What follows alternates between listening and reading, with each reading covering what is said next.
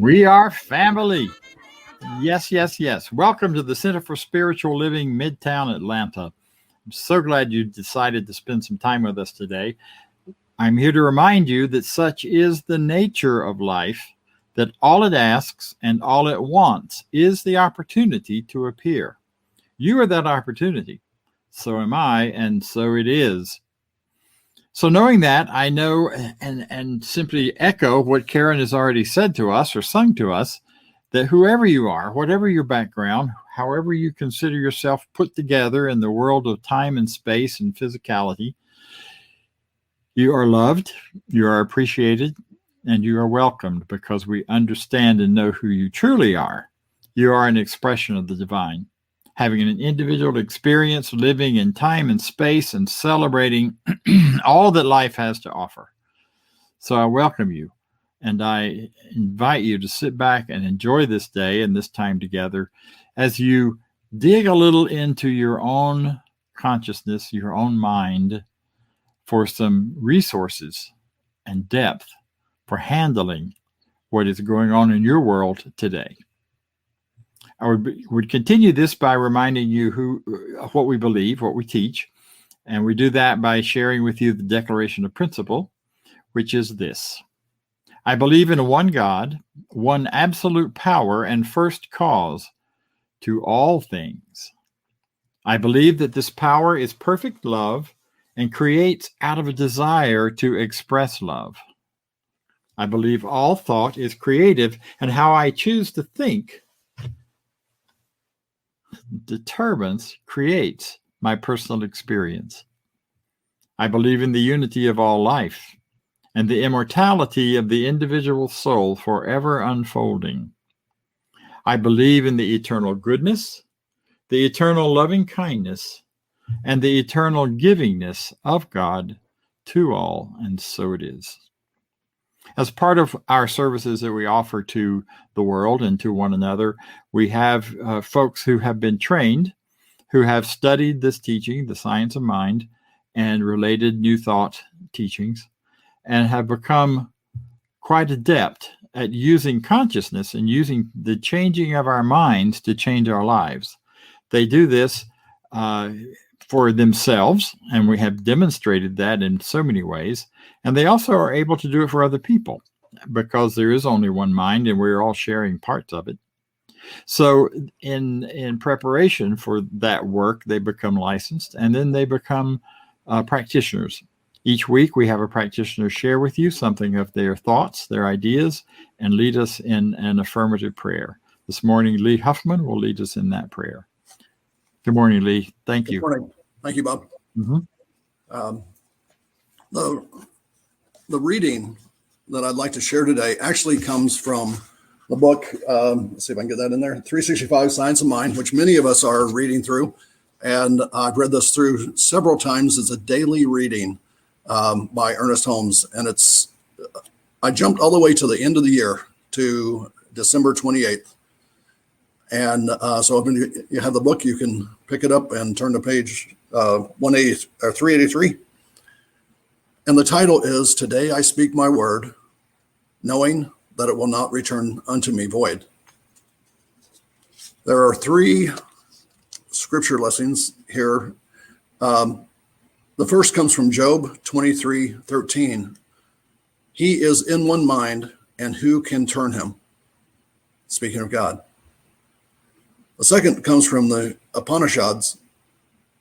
Mind is Brahma, for from mind even are verily born these things. My mind, when born, they live. Then the third, and I'll come back to the second one, the mind then is not separated from God's essentiality, but is united into it as the light is to the sun. As a light is to sun, our mind is like light is to sun. Our thoughts are powerful.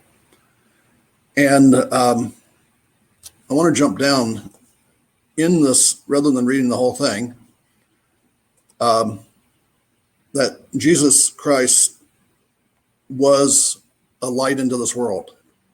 And Emerson tells us that there is one mind common to all individual people. So we all have the same mind in common. We are all connected through this essence that is God. To practice the presence of God is to practice the presence of perfection, of wholeness. This perfection is, and this wholeness includes joy, peace, and the fulfillment of every legitimate desire. Hermes said that our mind is united to God's essence as a light is united to the sun. Think about that. Radiating out of the sun, out of God's mind, is our mind. So we are extensions of God. And I think rather than read the whole thing, that it is so pertinent today to understand, as we just read, as Bob just read and reread together, all thought is creative, and how I choose to think creates my personal experience. And I'm constantly asking those closest to me to remind me when I say something negative, when I say something that is not good, when I speak something that is not powerful about someone around me. And I think that's so important in this day when there's so much contention around us. So I just raise that as a principle that we have within our belief system, that all thought is creative, and how I choose to think creates my personal experience. And so now we go into a spiritual mind treatment. And what is a spiritual mind treatment? Treatment is the conditioning of the mind. It's helping us center our mind on what we know, what we believe, what is true, rather than all the garbage that comes in from elsewhere. And so when we treat for someone, we say it in the first person. I cannot treat your mind. You can only treat your mind. So when I say a treatment, I will say it as an I am statement, and you can take any part of it that fits with you, and any part that doesn't, just let it go. So think on these things, know these things with me. Let's take a deep breath and relax a bit and go into treatment together. Maybe another deep breath, because it might have been a little bit stressful this morning. And know this with me, if you will. There is one God, one source, one creator of all that is here now in my presence. That God is pure love and creates out of everything that is love. He creates me and those who hear this and those who are around me out of love. I am an extension of God because He created me. I am one with God because she loves me. I know that my word is powerful and that my word creates my experience. So I am careful with my word. I speak my truth knowing that it will come to pass. I speak my good of all those around me. I know that those I speak of are good. I know that those I speak of are God. They are extension of God. I speak good into my present and my future situation, knowing that God hears my words and makes all that there is in my universe to create the situation that I speak of, that I think of, that I desire. I'm considerate of all that I say and all that I think because they are powerful. I claim good for all those who hear these words, for all those around me, for all that might influence those around us. I release the words of goodness into the universe, knowing that they will create the best for everyone. I know this is true. And I know that as I think these thoughts, they will come to pass. And together we say, and so it is. The song afterwards, after this, is You Are Truly Loved by local Atlanta musician John Stringer. Thank you.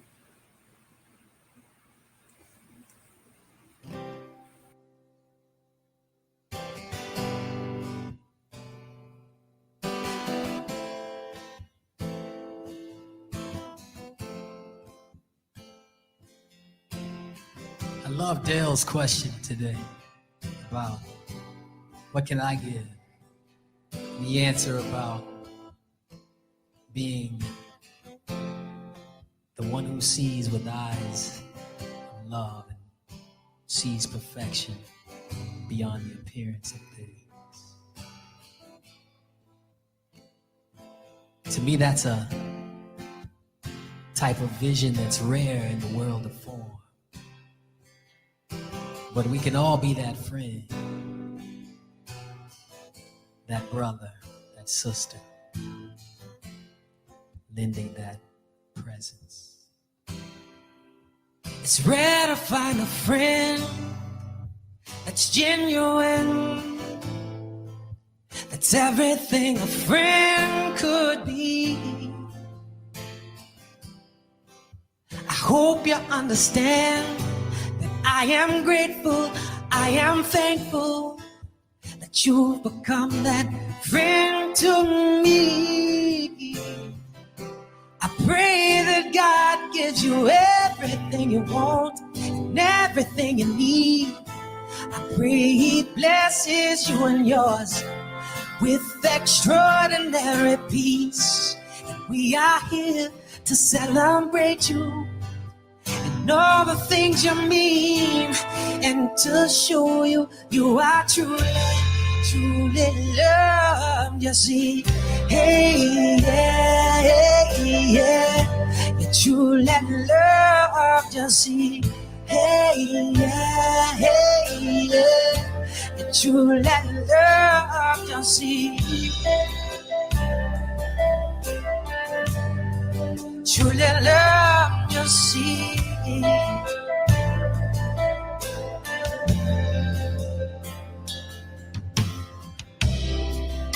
It's rare to find a friend that's genuine,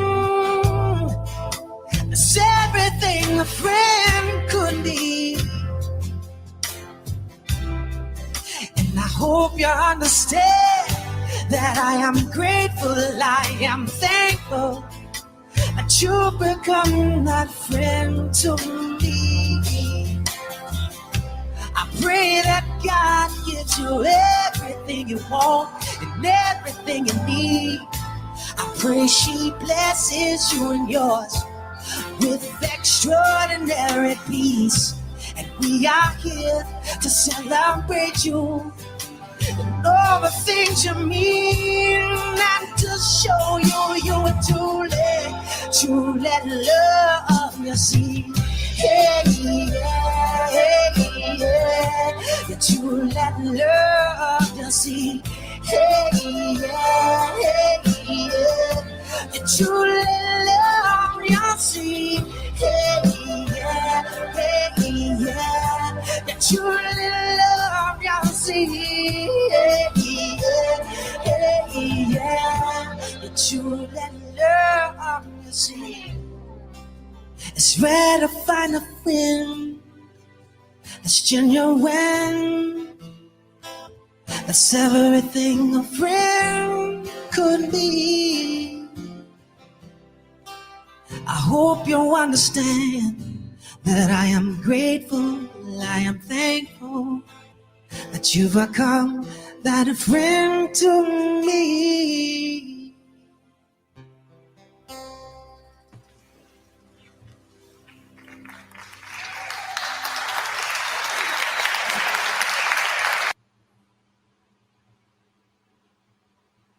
Her name was Harriet Tubman. You know her name. Her absolute commitment to freedom, her willingness to risk everything for that, to be out of the world of slavery, led by her intuition, by her awareness of God in her own understanding and way that guided her through the Underground Railroad again and again, bringing herself, her family, and many, many, many others into freedom. Never caught, never stopped.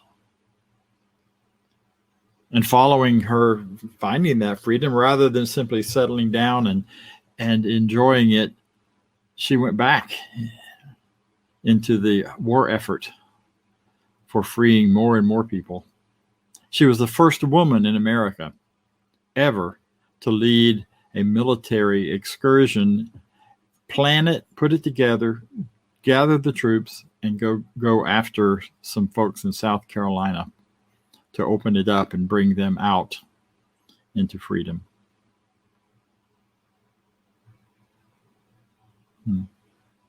Say their names. He was an obsessive, compulsive, perhaps anal retentive monk who in the 1500s began to realize that no matter how much he repented, he could never be completely perfect and free until he read the scripture and discovered that righteousness was a matter of grace, not paid for penances, nor was it a matter of indulgences offered by an organization, but freely offered by God himself.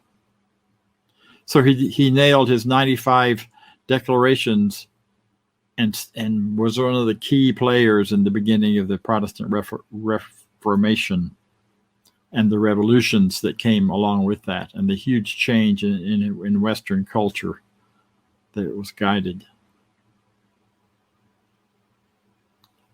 450 years later, his namesake, Martin Luther King Jr., led a march, led many marches, led a whole people into a movement of nonviolence and into a movement of declaration. I have a dream where all people are seen and known and equal.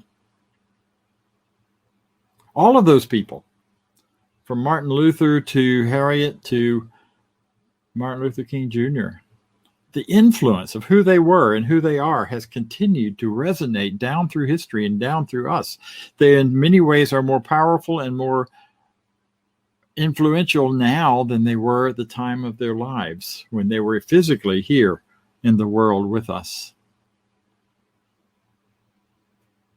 I think of the many, many people in my life and the people in your life, perhaps, who have influenced our thinking, who've influenced our spiritual paths, who've influenced our psychological and emotional paths as we have been touched by their consciousness. And when we say their names, we tap into that whole world of knowledge and understanding and appreciation and gratitude for who they were. Names like Emma Curtis Hopkins, known as the teacher of teachers, who taught many of the founders of the whole New Thought movement over 100 years ago, at a time when women were less likely to be leaders, and yet she led, she traveled on her own by herself, and she taught students all over this country. She was also a shaker and mover in the women's suffrage movement. Harriet Stovall Shin, another of those great teachers, mostly focused around Philadelphia, whose works I've read and have been touched by, whose absolute faith in life unfolding according to our faith was so important in shaping the consciousness of this country. His name was Ernest Holmes, the founder of this teaching. His name was Raymond Charles Barker, student, colleague actually of Ernest Holmes, and the teacher of my teacher, whose name was Kennedy Schultz. And on and on and on it goes. I hope you are thinking right now as I'm talking of those names of the people who have influenced you. You know, not just historical figures, perhaps, but people you know, people you've known, people who may or may not still be on the planet with us, but whose lives are still highly influential in yours. I think of some uncles and some aunts, and I think of some others who really guided my development, who implanted ideas. My father, who implanted the idea that having some kind of relationship with God, understanding something about this thing called God, could transform your life, because I saw it in him. I mean, think about that in your own life.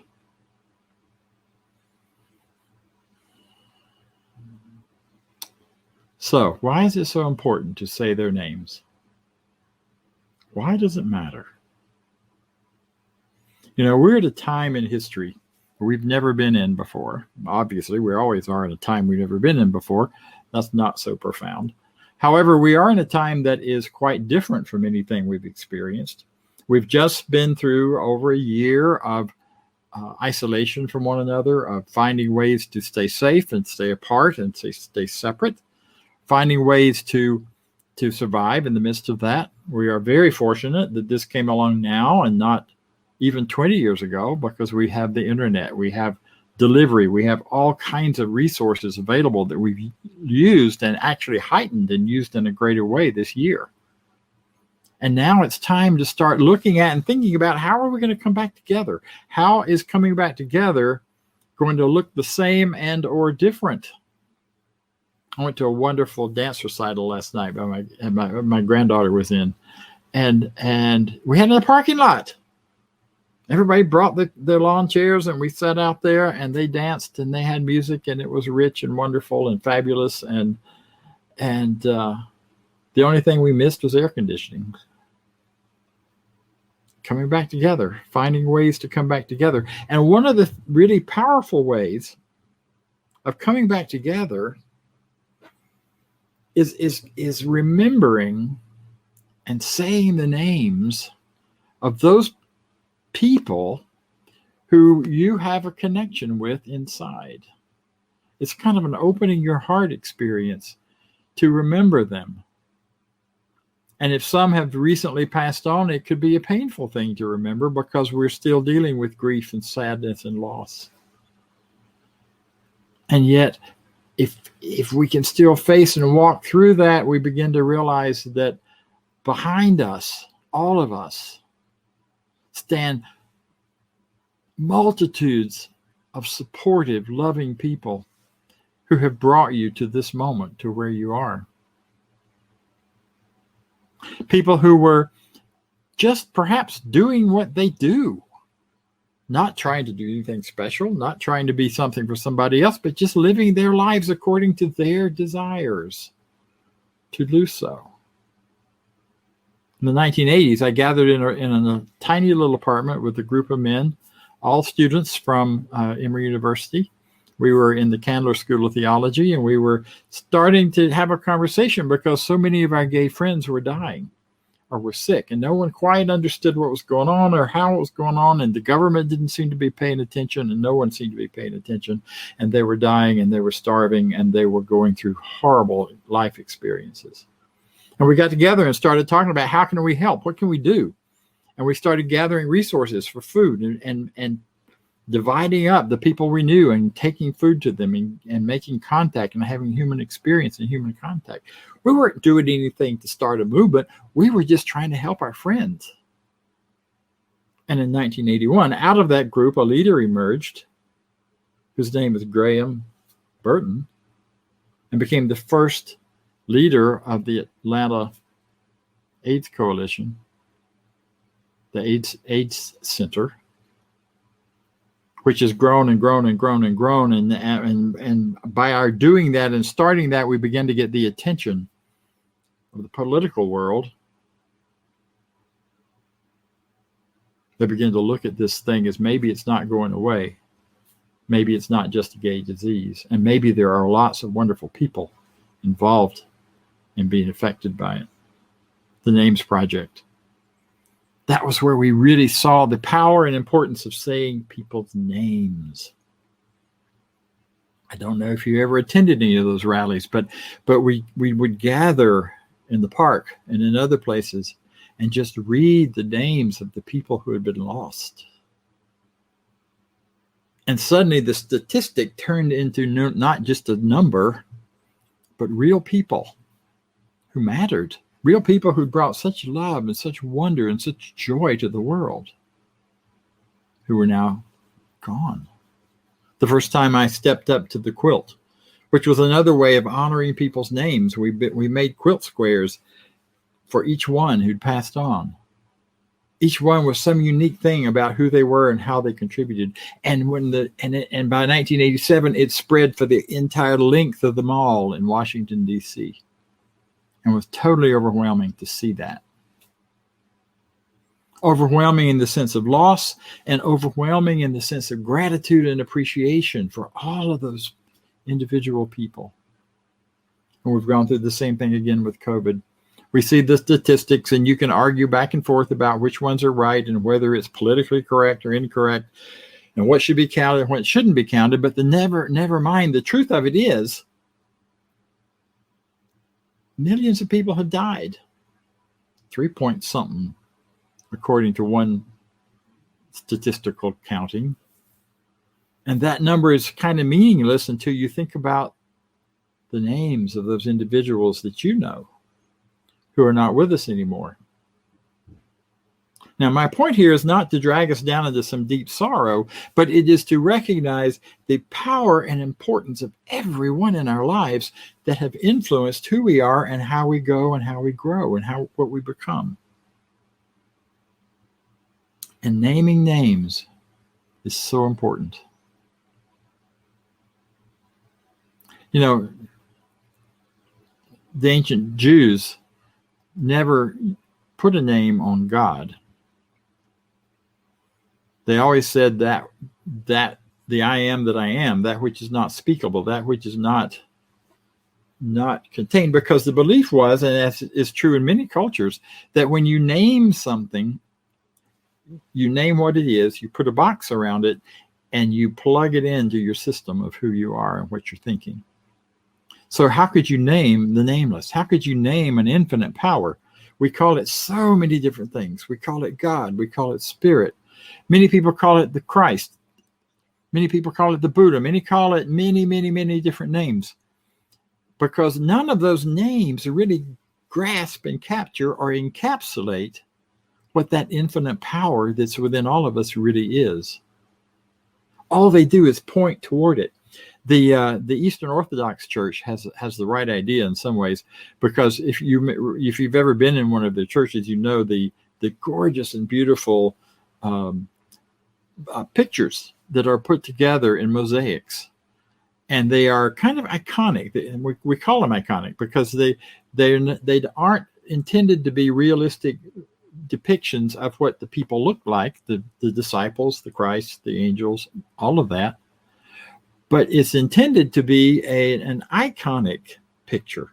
In other words, an icon is a lens, so that you can't capture the individual. You can't capture the realistic picture of the physical self, but a lens into the possibility of who they are and all of the various possibilities. So we use names like the infinite. We use names like, as my friend does, Big Sweetie, or whatever name you use for that infinite something. The name simply gives you a window, a lens into looking at and experiencing and feeling and knowing all that's about: the infinite, the power, the goodness, the love, the freedom. In fact, in some ways, all words are simply icons that point to something far greater than the word itself. So when we call it a name, we do not pull it out of reality into ourselves. We simply connect ourselves with the greater reality that name represents. So when we name our teachers, I often say Kennedy Schultz was my teacher, because he was my first teacher in this program, in this teaching, in this idea. I had many teachers before him that led me and prepared me for what was to come in meeting and participating in his world.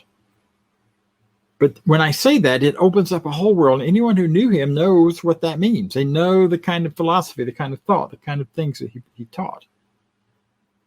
So it connects us. It gives us a way to be connected, not only with him and with his ideas and his thoughts, but with one another. That's why we name these things. We name them. We call ourselves Methodists and Baptists and Presbyterians and New Thought people and religious scientists, and on it goes. Because as we name those things, we establish not only the memory and thought of the connection, but the reality of it, the experience in our consciousness. So all of those people in your past, all of those things that have led to all of the goodness in your life, to everything that brought you to this moment, that are standing behind you or standing within you as well in your consciousness. And they're inviting you to be the greater you, to be more. They are looking through and inviting you to look through that window of yourself. It's a great exercise. I did it a couple of times this week, and I kept adding to it. I'm still adding to it. Started back to my earliest thoughts and memories of what really the first ideas that shaped my life and shaped my thinking and feeling and how I would be in the world. And I started naming the names of who those people were. The folks who I knew loved me, the folks I knew didn't love me, the folks I knew that taught me some things about how to live that were not the way not out of emulation, but out of wanting to be the opposite. And as I started naming those people, I realized all of those folks are still with me in my memory, in my consciousness, in participation. Every time I do something, whether I'm aware of it or not, that is coming out of a decision I made in relationship to them, I'm connected.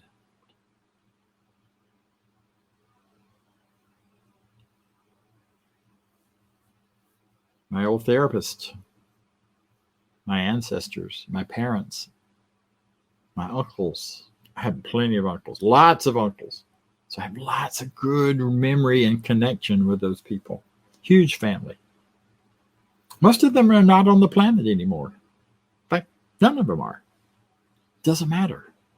They are still on the planet because they're still operating in me, as me, through my life, bringing great insight, joy, freedom, argument, misinformation sometimes.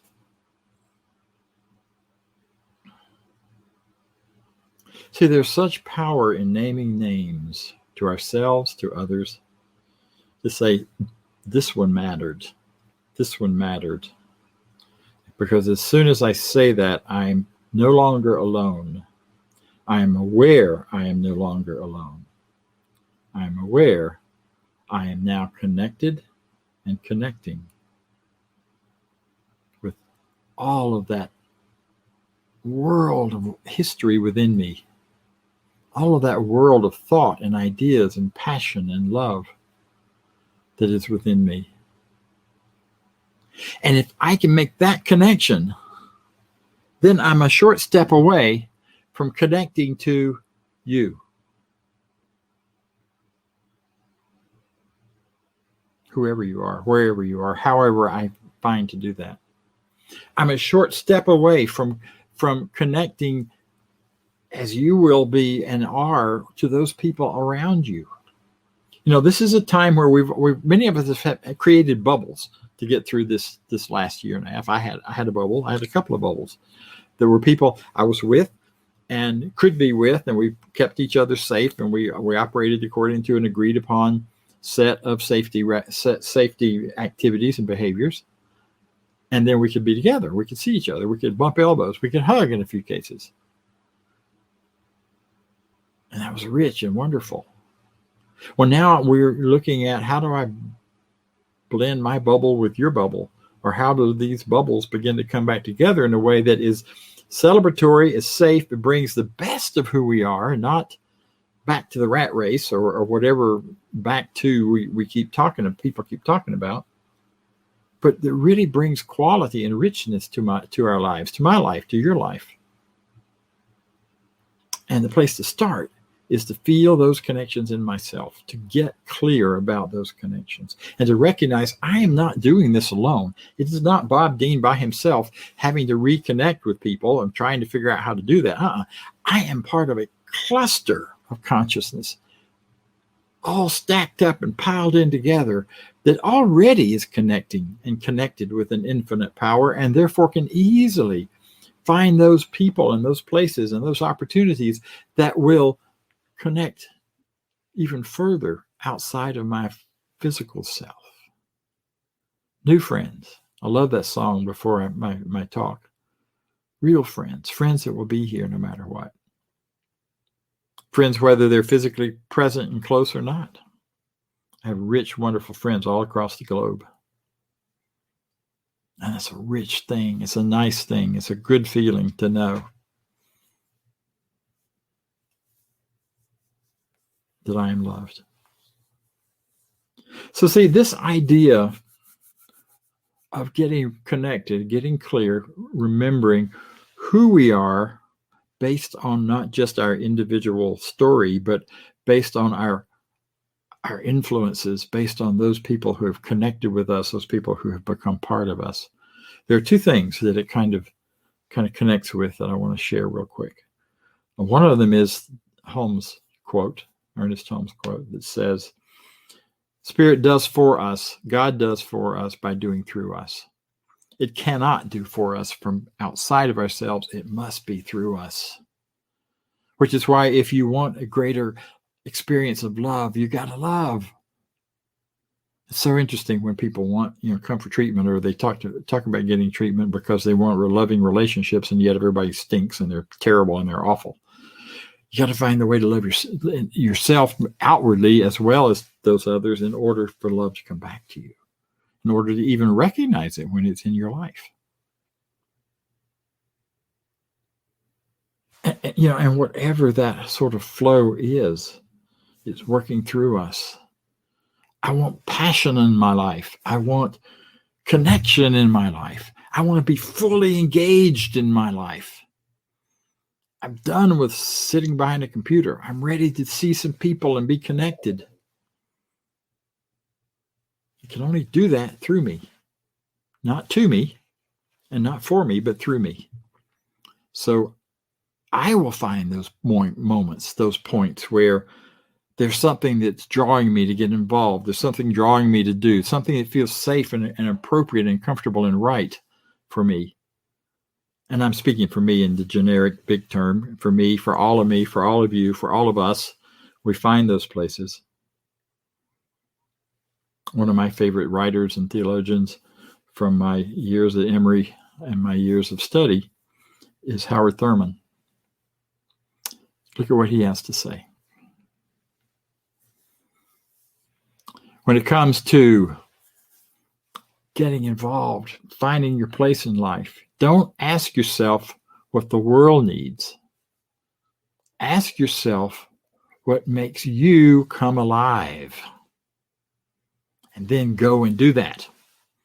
Because what the world needs is people who have come alive. That's what Harriet Tubman did. She didn't do this thing because she thought the world needed to be rescued. She needed to be rescued. So she got out there and used her intuition and got herself into a safer place. And then used that to invite more people in. Her family first and others beyond.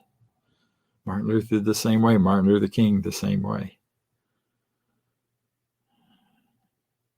Find that thing which excites you, that brings you to life, and that you're willing to live for, and that you want to live for, that you're willing to put your time and energy, because that's your life. You have time. That's really all we have in this world, in this time and space, is we have time. So what are you willing to live for? What are you willing to put your time into? Because it will serve you well, and it will bring great joy and great goodness to you and to the world as a side effect, and a rich and powerful side effect. The only question is, does it bring greater life and livingness? And does it do no harm to anyone? And if that's true, and it does, then you're in for a fun ride. Because you're wonderful, and so am I, and so it is. Thank you. I appreciate this opportunity and this time to share my thoughts with you. Now I would like to bring back Lee Huffman to share with you some things about how you may support this center if you're finding this useful and helpful. And he will also share some announcements after that. Thanks.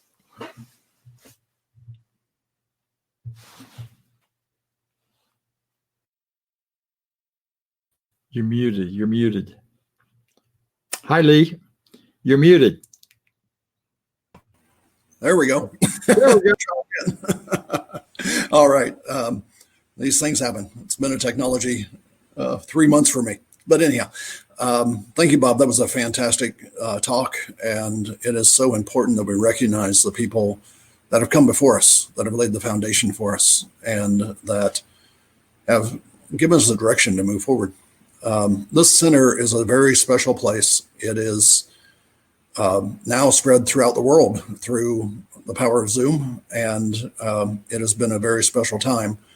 And it's a time to support the center, and there are many ways to support the center. You can go through the online site that is now on the screen, and you can scan if you like to get to that site. And it's just, whether it's a special donation or you want to become a member that is continually contributing, that is your choice, but we want to support the center. So what we give comes back to us multiplied abundantly. So let's join in the affirmation of prosperity. If you will, read this with me. I live in a universe of abundance.